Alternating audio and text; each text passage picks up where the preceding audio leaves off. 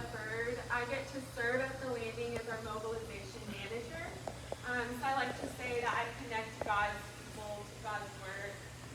Just really quick, we're an anti-human trafficking organization.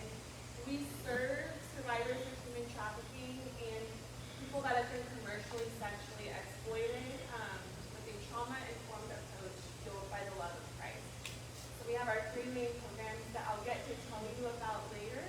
But first, I want to go into, we're going to dive into what human trafficking is. What's the legal definition of trafficking? What are some indicators, some paradigms of trafficking, things like that, so we can get a broader understanding of the clients and the victims. And then we'll dive more into the work that God is doing at the landing. All right, next. First, before we dive in, I just want to preface, some of this can be heavy. So listen to your body. If you need a break or if you need to walk out, that's completely understandable. I'm happy to share the slides with Caroline. She can send them out. So don't feel like you'll miss anything. Next.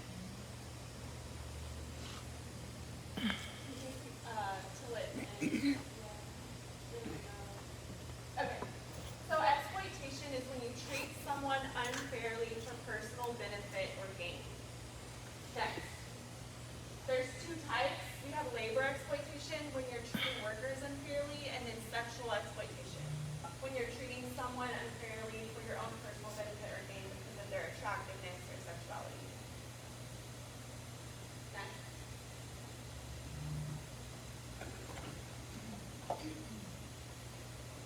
So anytime there's been a payment or an exchange, it becomes commercial, right? Keep in mind it doesn't have to be money. It can be a place to live, somewhere for your kids to sleep at night. It can look like food or clothing or new items, accessories, things like that. Anytime there's a payment or an exchange, it becomes commercial sexual exploitation.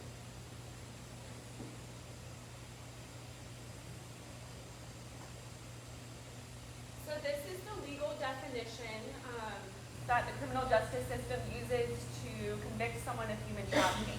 There's three elements. So you have to have an act. So an act of recruiting, harboring, transporting, obtaining, or providing a person. So you have to prove one of those. Or one of those two things we just talked about, compelled labor or commercial sex acts through the use of force, fraud, or coercion.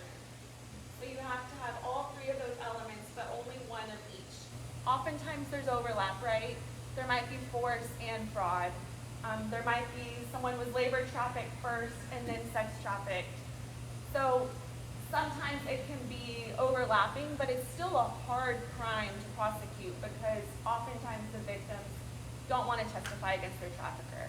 Maybe out of fear, they've been coerced into thinking that something might happen to their family if they come forward, things like that. So we understand it's hard, but you have to prove all three of those elements.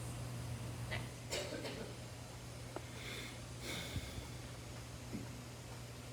Now this is called the AMP model. It's just an easier way to break down that definition. So you have to have your act and the means for the purpose. If there's a minor involved with commercial sexual exploitation, since minors cannot consent to sex or sex acts, there doesn't have to be force, fraud, or coercion present at all. So next, I think two more clips. Two more. There we go. So if someone is trafficking a minor, all there has to be is the act for the purpose of commercial sexual exploitation.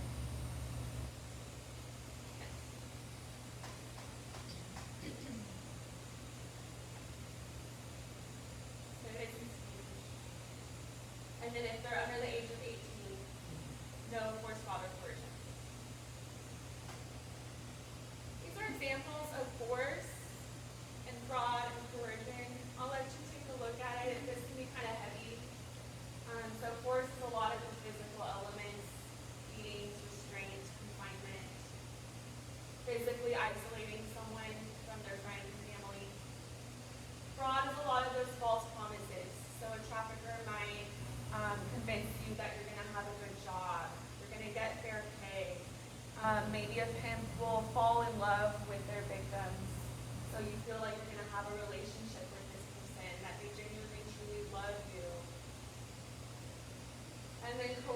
lot of that psychological abuse. So psychological manipulation, that physical isolation, or no, sorry, mental isolation, where you're being convinced that the people that do care about you, your family and friends, they don't actually care about you, where your new family, where your new friends.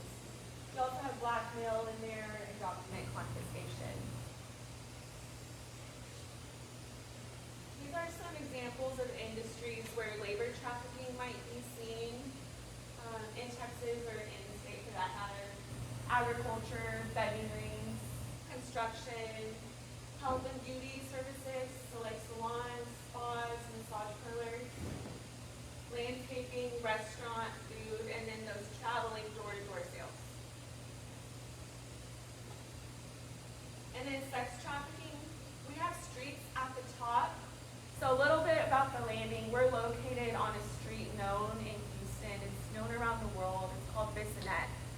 On Bissonnette Street, if you're from Houston or been around Houston for a while, you know it's an area known for prostitution. So individuals out there are being prostituted. We like to say a lot of them are being trafficked. They're not out there by choice. And so that's why the landing opened up its doors on Bissonnette in that community so we can meet them where they're at and provide services for that community. You'll also see it in hotels, motels, massage parlors that are also operating as a brothel, cantinas where there are Hispanic or Mexican restaurants, but they're also operating as a brothel in the back or in the upstairs. There's some rooms hidden. Pornography, export services, residential brothels where there's a home or an apartment that's also operating as a brothel, as a business. That ties hand in hand a lot with familial. So you might have a family member who's kind of maybe the patriarch of the family or a grandpa or an uncle that's trafficking out of that residence, the younger kids or the vulnerable people in that household. And then online, after COVID, there was an uptick of online trafficking because of, we're all separated. We can't go out and about. It maybe was more dangerous, and so a lot of the online sex ads ticked, and so that's still happening to this day. This is a worldwide statistic. You'll see two statistics. One is 25 million victims of human trafficking around the world. This includes sex trafficking and labor trafficking of adults and minors. You might see another statistic that says 40 million. That includes forced marriages. And then less than 1% of victims are ever identified, right? So this can be for a multitude of reasons, like fear, they don't want to testify against the trafficker. Maybe they don't even realize they're a victim of trafficking. They might genuinely feel like they've done this by choice, their pimp has convinced them this is for the family. Maybe they feel like there's no other option, so it's been done out of desperation, quick, fast, easy money, right? So they don't even identify as a victim. So at the landing, when I say we serve survivors of human trafficking and victims of commercial sexual exploitation, if they don't identify as a victim, but they'll admit they're involved in sex trade or sex work, our doors are open to them as well. So hopefully when they come in and they feel the love from us and all of the classes and services we provide, they'll begin to realize and be empowered that the trauma they've endured isn't because of them or a choice they've made. It was actually, they were coerced through force, fraud, or coercion into that life. And so that can be really empowering as well. So the victim identification part is so important for us because it can empower someone to learn that they're a survivor.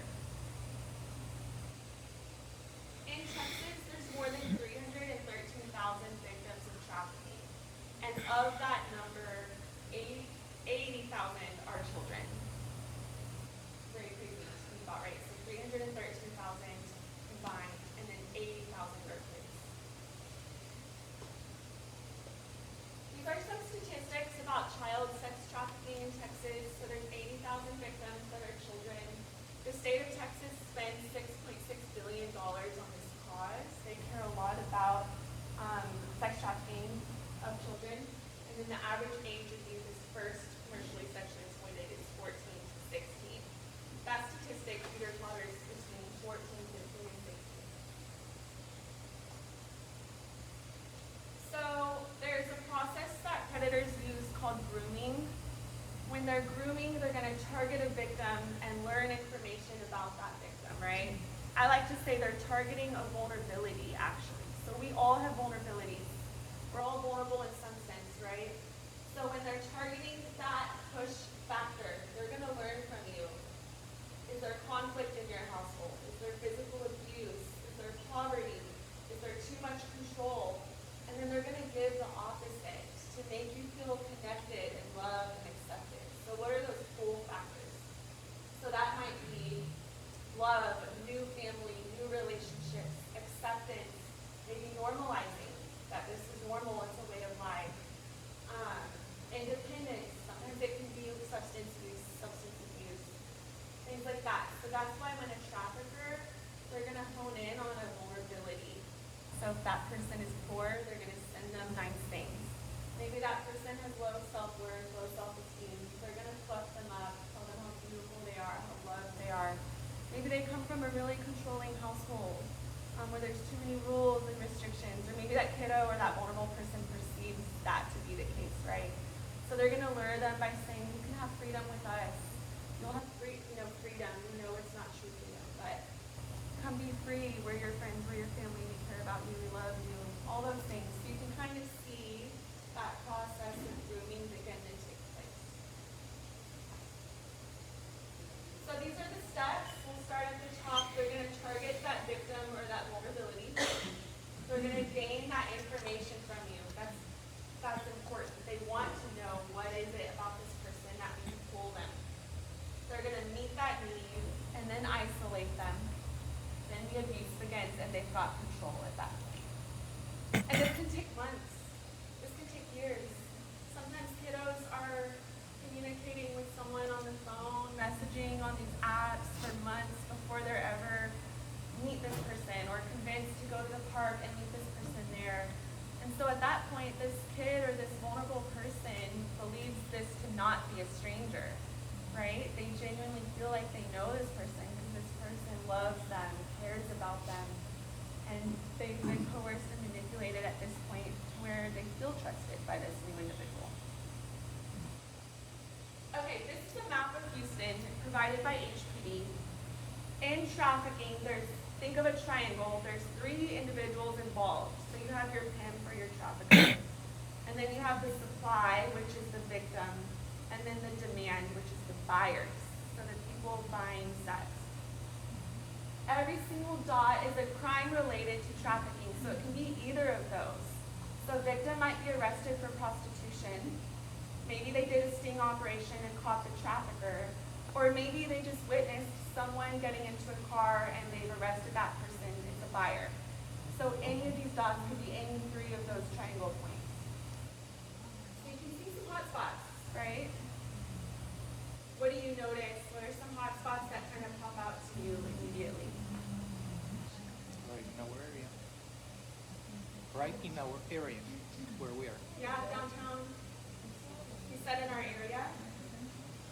What else do you know? Major highways. Major highways, yes. Some interstate highways, right? North and south, you've got 45 and I-10. Typically lower income areas. Maybe some lower income areas, absolutely. What about airports? You've got IAH up north, Hobby down south. This one that's kind of oblong includes the Galleria, the whole Galleria area. And then that big red circle is Bissonnet. It's also known as the track, or Bisso, or the blade. Look here. And so that's where the landing is. We're right in the middle of that spot. We're right there. I like this map because it just makes people more aware that it's happening everywhere. It really is kind of broad. There's really not many neighborhoods that are void of it. And this is more of a visual representation that it can be anywhere. It's not just in one spot or one location. Although now in 2024, it's less visible, right? Because of online trafficking. Maybe there's less street prostitution happening, and it's happening in residences or massage parlors or cantinas or online. So just be wary that there's no area void of it. No school void of trafficking victims. I hate to say that, but we have a youth advocacy program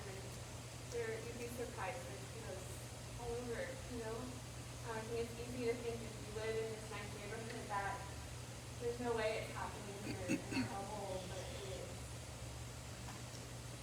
So why Houston? What do you think? Don't pick next yet. I want to hear what y'all think. Why Houston? By a port? I heard by a port. What else?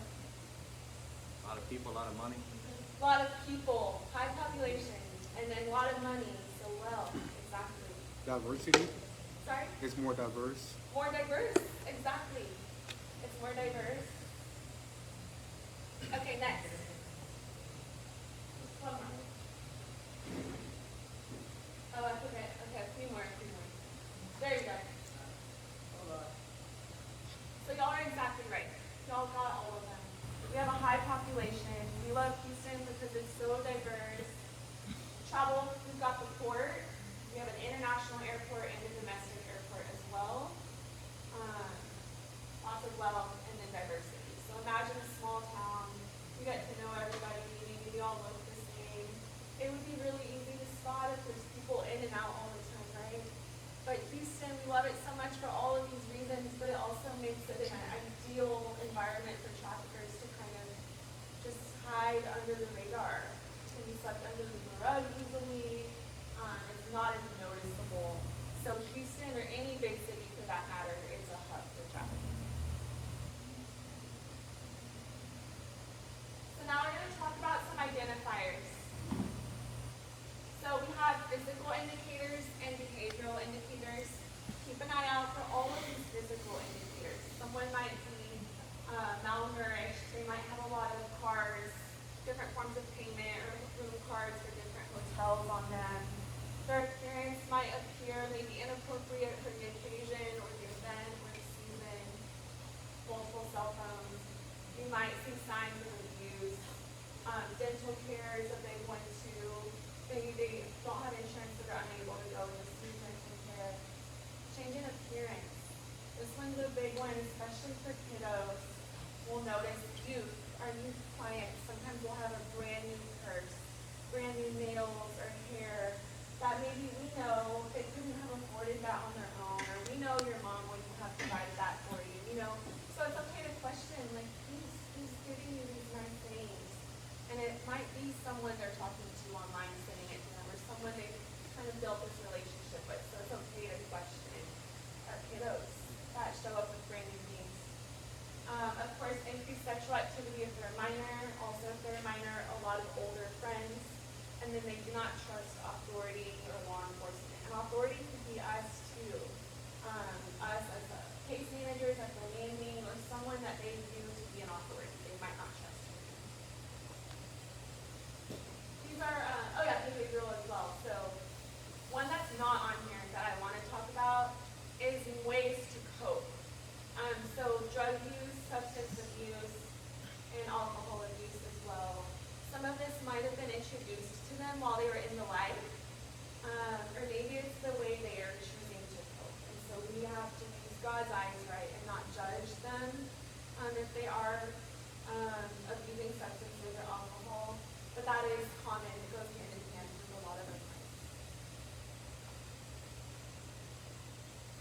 Okay, now we're going to talk about common misconceptions. No judgment, but fact or fiction, what do you think? Does human trafficking require movement or transportation of people? How many think fact? How many think fiction? Okay. Next. Yeah, you're right. It's fiction. So, human trafficking can sometimes get confused with smuggling. I think the word traffic, you think of movement, right? But they're very different. So smuggling is a crime across a border.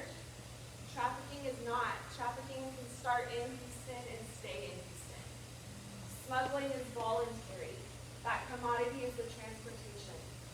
Where trafficking is involuntary. The commodity is the person. The thing that's being bought is the person, not the transportation. So they're very different. Sometimes they go hand in hand. Maybe someone was smuggled and then trafficked, but they're two different crimes. Next. Traffickers target victims they don't know. Fact or fiction? I heard fiction. Yeah.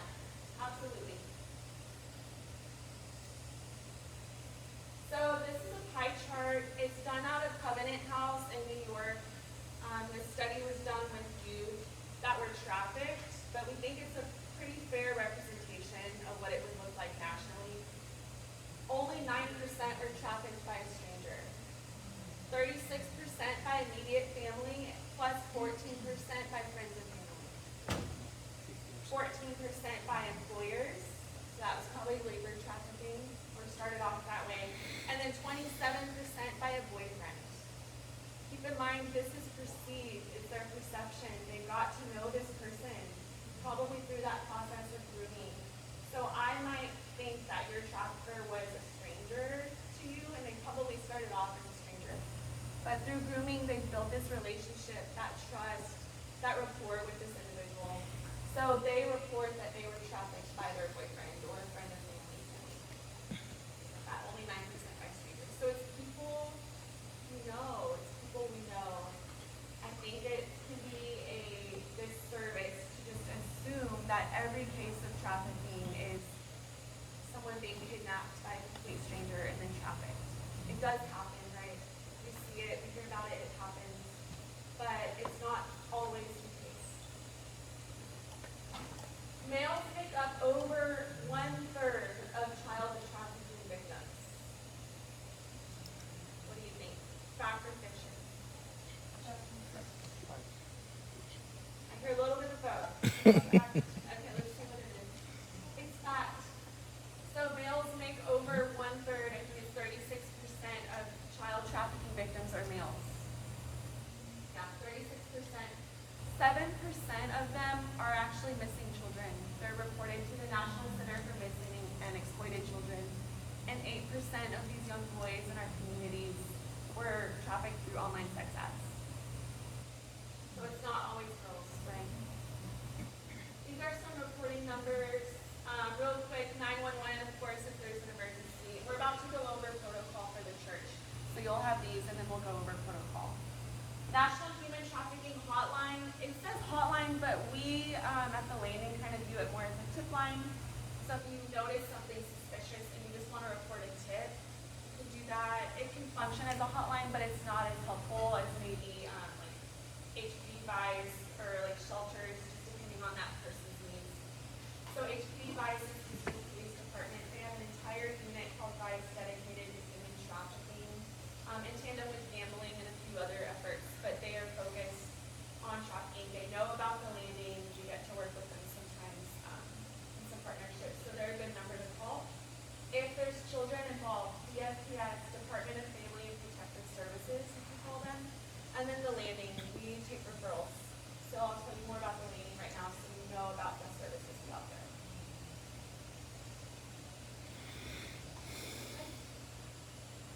One more. So our mission is to serve survivors of human trafficking and victims of commercial sexual exploitation through a trauma-informed approach with the love of Christ. So one more, you can see it. So we have 3 programs: our drop-in center, outreach, and youth advocacy. Our drop-in center is that center located on Net. So we take adult referrals to our drop-in center. We have all of these services. Everything is for free: case management, food, clothing, hygiene, therapy. Case management piece is really important because we want to provide holistic care, meeting each person's needs. So someone might come in, they might need shelter right now, or someone else might come in and they just want to get on a housing list. So really doing those safety planning, goal setting, all of that, meeting each person's needs. Outreach, so we'll have teams go out and do street outreach on these hotspots in Houston to let those individuals out there know that we have these services. We have the drop-in available for them. We also get to go to court where we try to find individuals that have prostitution charges, let them know about the services we have, recognizing that they might be victims of trafficking. And then apartment, community, kind of like what I'm doing today, we get to go out into the community and let y'all know, because y'all have a unique position as a church where you might witness some victims and let you know about the services we provide. Business, and then online, we get to go online and scrape the contact information from sex ads. So we're not exposed to that content, right? But we can still let them know about us.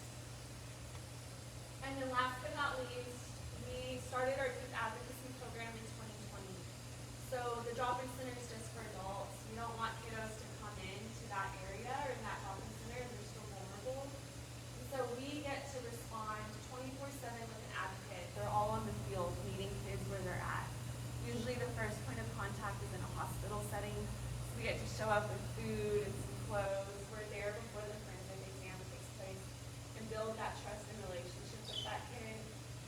And then we get to be there with them, advocate for them, maybe in a court setting if they're testifying against their trafficker or giving a victim impact statement, asking for special provisions at school, maybe connecting their CPS worker to their case manager at the hospital, to their caseworker in the court setting. All of these people can be siloed, so it's really helpful to have a youth advocate there and kind of be that thread through all of that communication. They serve Harris County and 7 surrounding counties. So we're not just in Houston, we're not just dedicated to a certain zip code. We really want to meet these needs and these kiddos all over Greater Houston.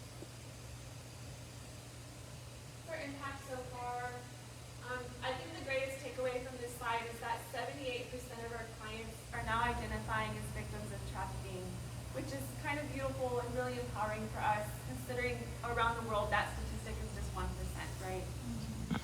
So we're getting to see a lot of transformation and redemption and a lot of these individuals trying to seek freedom for themselves. So that's really beautiful. Okay. We can skip through, we like to say you can pray, serve, or give for us. We can skip through all of these and get to church protocol. Get to what? Church protocol. Oh, there we go. Okay. So as a church, y'all are uniquely positioned to meet with a lot of people on a Sunday morning or throughout the week. And so we recognize that maybe some of the people coming in, as Caroline said, might be victims of trafficking. So I think it would be really helpful for you to have a care team, or what you might call it is up to you. And you know your church and your people best. But maybe a few people dedicated to this cause.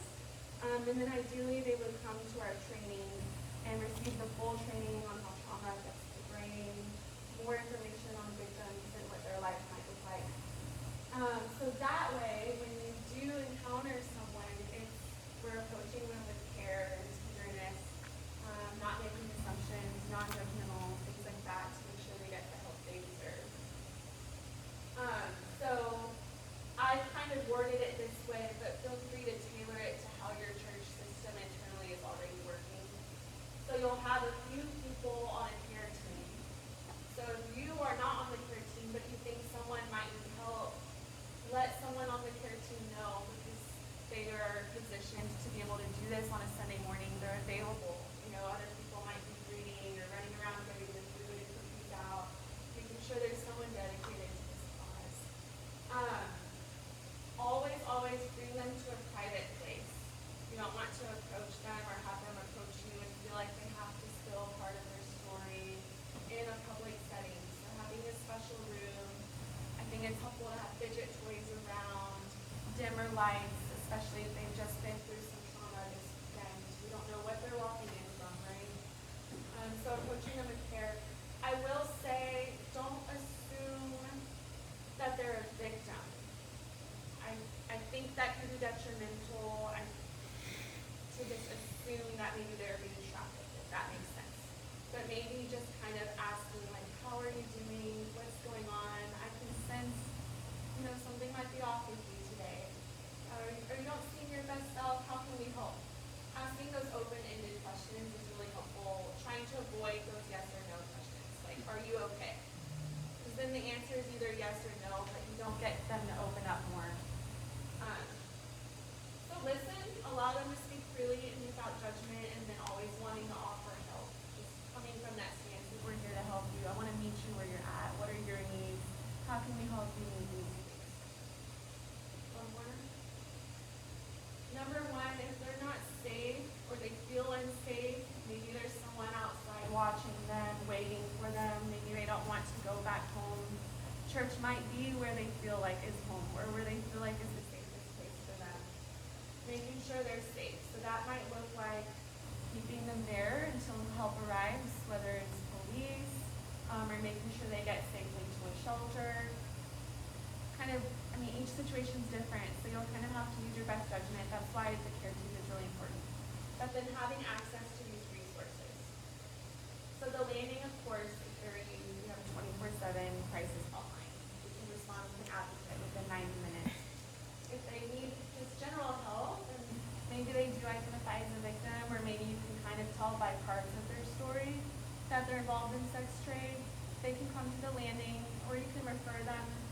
I would say never refer someone without their permission first. Make sure you have their permission before you refer them. And then shelter lists. The Houston Area Women's Center, their domestic violence situation, you can call them. Back a few more. There's other counties, so like Montgomery County, Fort Bend County have women's centers. You can call them. That's if they're needing immediate safety in this moment. Yeah. Always respect their wishes. Sometimes people don't want help. Sometimes they just want to feel heard. So if they just needed to feel heard that day by you, that might be just enough to get them to the next day. Maybe they don't want to go somewhere now, but they want to go later. So it's helpful to give them some resources or maybe a list, because maybe they don't want to go right now, but later in a week or two, they might be thinking about these options and want to go on their own. So kind of empower that, and here's a list of things you can have so you can go on your own. We see that happen a lot, even with kiddos in the hospital. We'll respond with an advocate, and they deny, I don't want an advocate, I don't need one, because they've just been through something really hard, and they're still processing, so we get that. But leaving them some contact information, so then later they do end up calling and getting the help they deserve after they've kind of processed and realized maybe I can't do this on my own. Always, always, always maintain confidentiality. Even within the care team, their name or their information or their stories should never leave the people that heard it. And that's so crucial, because if they are being trafficked by a family member, or they are being trafficked by someone they live with, you don't want to breach that confidentiality, because then it immediately breaks the trust they have in you and then potentially puts them in danger. Even as at the landing, I don't know any other client information other than what they tell me. I'm not a case manager, I'm not positioned to learn that information. Unless they disclose it to me, of course, that's fine, and I know it, but I can't ask on updates, I can't ask how they're doing, and that's for their safety, making sure they're always safe. Always, always, always have God's eyes. Completely non-judgmental about how they're coping, their drug use, their alcohol abuse, maybe what they've done by choice, what they haven't done by choice, what they've been through as a kid. Oftentimes, a lot of our clients at least have been abused as a kid. Always being non-judgmental, showing complete grace and compassion is so important. Sometimes I think as the landing too, and y'all as a church, this might be their only place they feel safe. So we don't want them to feel like they have nowhere to go. They do. They have you guys. They trust you guys. They love you guys. Making sure they feel safe with you all. And I think that's it. This is our client referral form for our drop-in center. If you go to thelanding.org, the very first thing you'll see at the top is Get Help. That'll take you straight to this page. We also have our phone number available. If it's after hours, we're not open on the weekends as a drop-in center, but we have a call center. So if there is an emergency and you call this number and say it's an emergency, someone will get the email with the transcript. So don't be afraid to call it even if it's after hours. Our next volunteer training is June 8th. It's a 3-hour training. It's pretty intense. It's a lot of what we heard today, but more.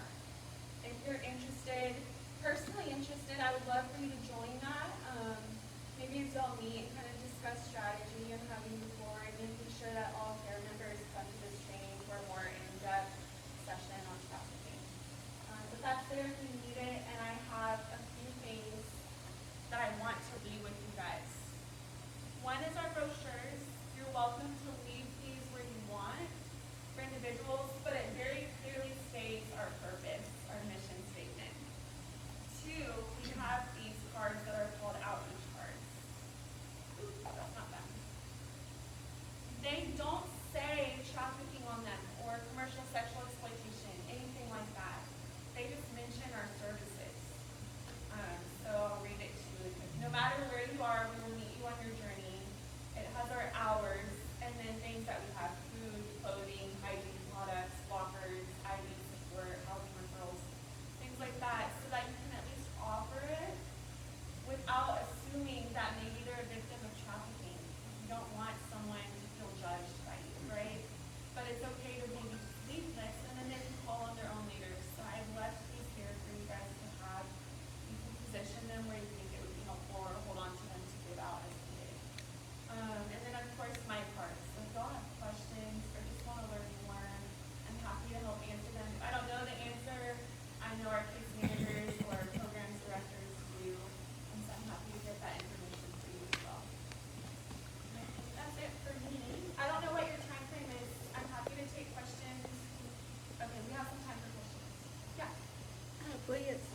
too is trauma-informed care. You mentioned trauma-informed care Yes. model.